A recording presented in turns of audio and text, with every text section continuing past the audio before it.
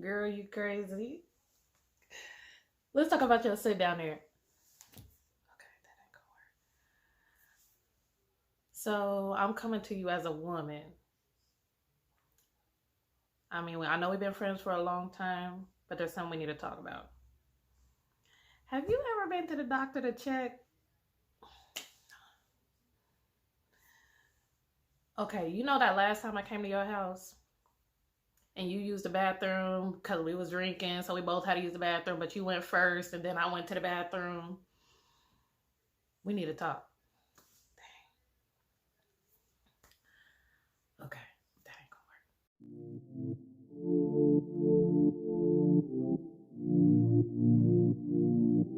I can feel your.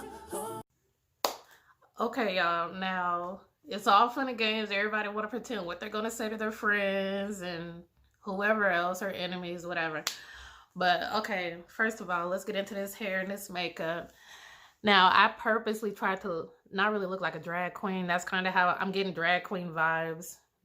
Don't do it because I can also drag. No. But this is the James Charles palette. I'm super late. I try to get the whole pH scale into this look somehow. You see the green and the yellow and the blue and the red. Anyways, so yeah, so this is the James Charles palette. And I just threw on some lashes, light beat to the face. But I'm going to be doing something different from here on out because I don't want to keep putting out 30-minute videos because people won't watch it at that point. That's just doing a lot. So I'm going to try to do it every other video. We discuss health-related facts. That way, if you're not into makeup, you can at least find out something new or interesting health-related. And then that way we can discuss, then like a following video, I'll do skincare, hair, makeup, whatever. Just because, again, I want to be able to reach a little bit of everybody. And this will not all be women-related, but me as a woman, I'm a woman, so I'm going to speak mostly from a woman's standpoint. Okay. Anyway, getting into it. Let's discuss. First, I am a certified family nurse practitioner. That is my background. I have my master's degree in nursing, and I've done rotations across the lifespan from the cradle to the grave, literally. But passionately speaking, women's health, minority disparities, things that kind of get overlooked because, again, it's the minority and not the majority. So those are a lot of the issues I want to discuss because I'm a minority and I'm a woman. So, hey. Anywho, well, if you're on Facebook, you hear a lot of discussion, not even Facebook in general, but you hear a lot of discussion about pH. And if it's not pH, somebody's talking about a twang and on that thing. I'm just playing, I got bars. Anyway, so why does vagina have a smell? I'm going to say vagina, coochie, twat, everything but the P word. I can't stand the P word. So anyway, why does coochie have a smell? First off, each vagina has its own unique smell. It's all about what is centered around that. Diet, water intake. Are you eating lots of greasy foods? Are you wearing super tight clothes, silk undies? Like, are you just poor height? So much goes into the scent of a vagina. Like, it makes no sense how crazy it is. Like, if you're somebody that wants to wear thongs and silk undies for like, let's say 5 days a week, you trying to just do too much because you think that's just the thing to do, and you're wearing that 10-12 hours a day, sis, your pH is gonna stink by the end of the week. Like, I mean, you can be one of those people, I'm gonna throw Bath and Body Works on every day I get out of these skin tight pants and I'm gonna be smelling fresh down there.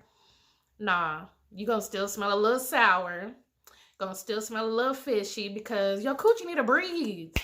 That's why your grandmama always says, wear the big cotton underwear. That sounds so ugly, and it very well is. But y'all know Victoria's Secret makes cute underwear that are cotton.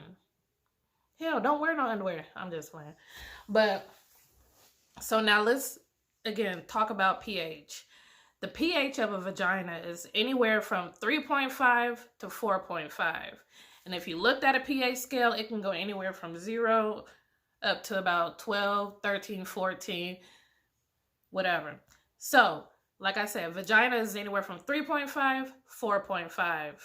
That's what keeps it at a nice, healthy balance. And as women, we have so much that can influence that. Like I said, not only diet, clothes, whatever. We also have something called menstrual cycles or periods. So our scent from one cycle to the next gonna always change because of a menstrual cycle. We can only do our part. Now, the pH of water is 6, but a neutral pH is 7. Okay? And when I say water, I'm just talking about normal tap water should be right at a 6. I know there's all these other fancy waters, alkaline waters, whatever. I'm not discussing that. So, now, when a pH is well above 4.5, we're reaching the alkaline level. That leads to bacterial infections, excuse me. That's something called BV, bacterial vaginosis. So if somebody says, oh my God, girl, he gave me BV. First off, no, he didn't.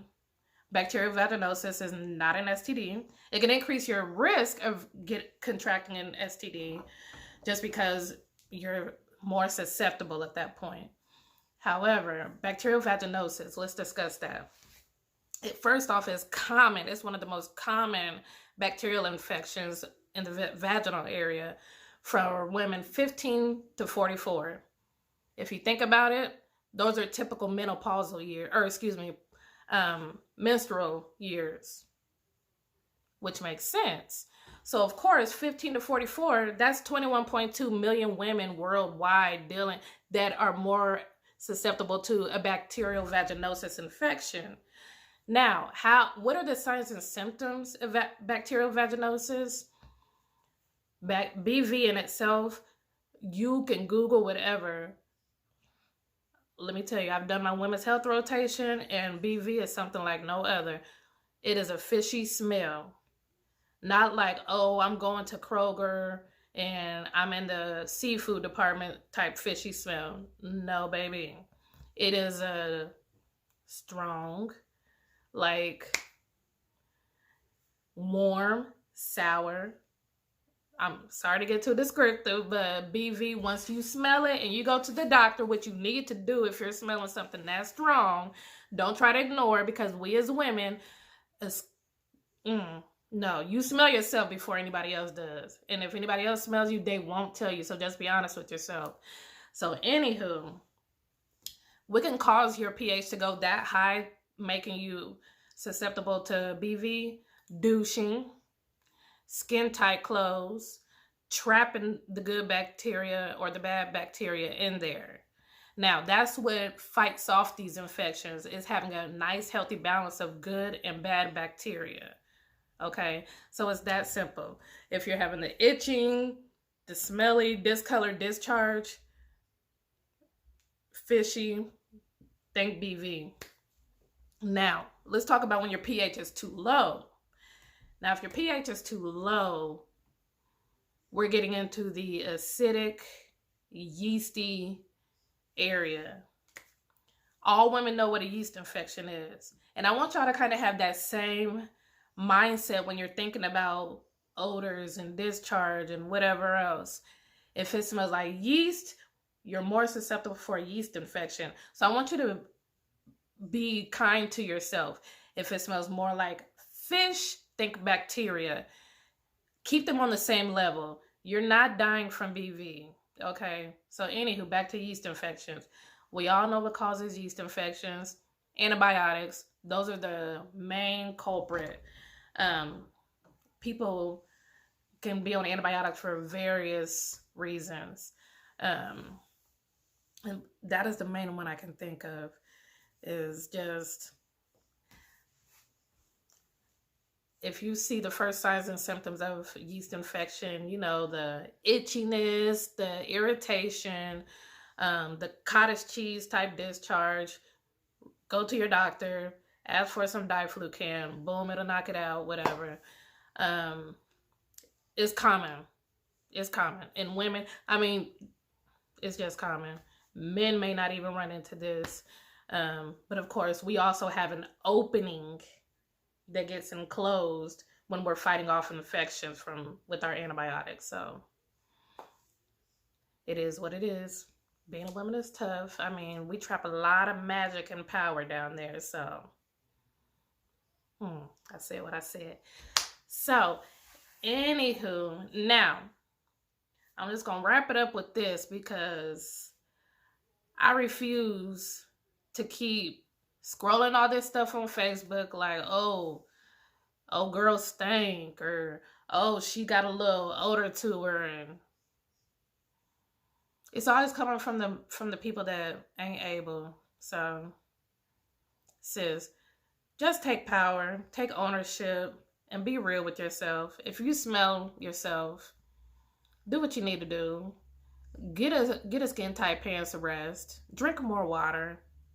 Okay? Stop using all of the scented soaps and whatever else on your coochie, because it don't take all that. Get you a nice bar of unscented soap, some warm water, boom. Wash the rest of your body with the scented stuff. You will thank me. And those little detox, little injectables that you can put up there, just get you, if you want to try it, I'm not telling you not to. If you're thinking, your coochie cleans itself. There is no such thing as detoxing a vagina. It balances itself out as long as you treat her right. I mean, somebody take that into life, because that can happen to women too. Balance you out as long as you treat her right.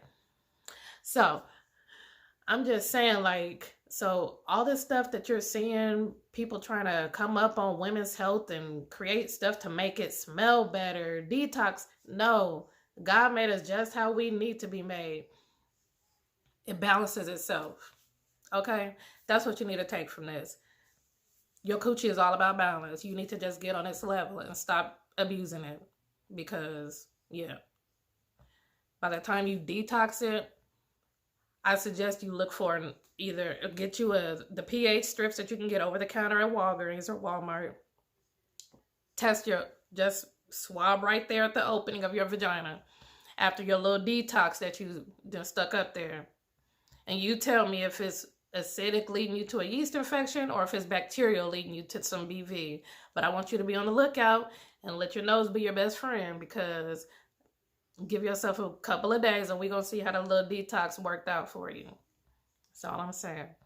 So, anywho, I thank y'all again. Because I can keep going on and on and on, but I won't. I'm going to keep it nice and short. So, y'all have a great Wednesday. I need to go get my nails done. I ain't going to let y'all see that. So, anywho, again, message me with any questions. I have my next topic ready, and we will go over that. I will reveal it next week. So, y'all have a good afternoon. See you later.